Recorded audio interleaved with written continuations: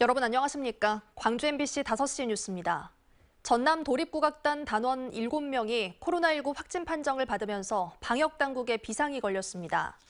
지난 7일 전남 도립국악단 단원 A씨가 코로나19 확진 판정을 받은 것을 시작으로 지금까지 단원 81명 가운데 7명이 확진 판정을 받았습니다. 전남 도립국악단이 지난주 금요일과 토요일 무안에서 공연을 한 것으로 파악되면서 방역당국은 관객 등 500여 명에 대한 코로나19 진단검사를 진행하고 있습니다. 광주의 인구 대비 접종 완료율이 80%를 넘어섰습니다. 광주시에 따르면 지금까지 115만 4천여 명이 2차 접종을 마쳐 인구 대비 접종 완료율이 80.1%를 기록하고 있고 전체 인구의 9.5%는 3차 추가 접종까지 마쳤습니다. 하지만 백신 효과가 떨어진 고령층과 청소년을 중심으로 확진자가 잇따라 발생하고 있습니다. 오늘은 오후 2시 기준으로 코로나19 신규 확진자 27명이 추가됐습니다. 광주시와 전라남도의 청렴도가 지난해보다 상승한 것으로 나타났습니다.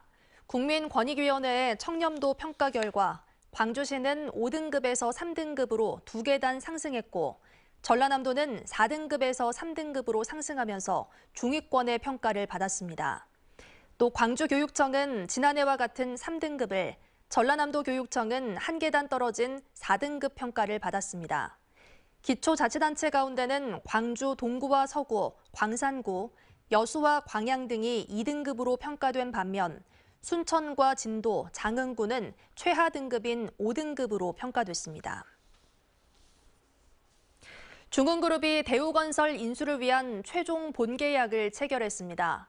중흥그룹은 지난 7월 대우건설 지분 인수를 위한 우선 협상 대상자로 선정된 뒤 최종 실사 작업과 가격 협상 등을 모두 마치고 오늘 기존 대주주인 KDB 인베스트먼트와 최종 주식 매매 계약을 체결했습니다.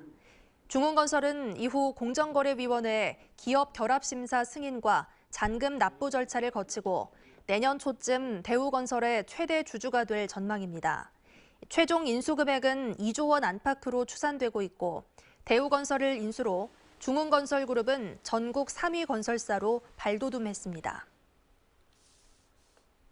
김도균 광주지검 순천지청장이 음주운전 사고로 경찰에 적발됐습니다. 김 지청장은 지난 3일 오전 8시 30분쯤 혈중 알코올 농도 0.044% 상태에서 운전을 하다 다른 차량과 충돌해 도로교통법 위반 등의 혐의로 경찰에 입건됐습니다. 경찰은 조만간 김 지청장을 상대로 정확한 사고 경위를 조사할 예정이며 광주지검도 감찰을 진행할 계획인 것으로 알려졌습니다.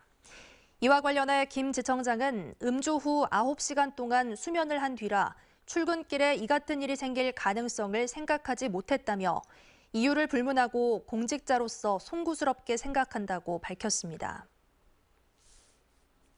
광주시는 지난 8월부터 11월까지 5개 자치구와 합동으로 부동산 거래를 정밀 조사해 불법 거래로 의심되는 사례 145건에서 229명을 적발했다고 밝혔습니다.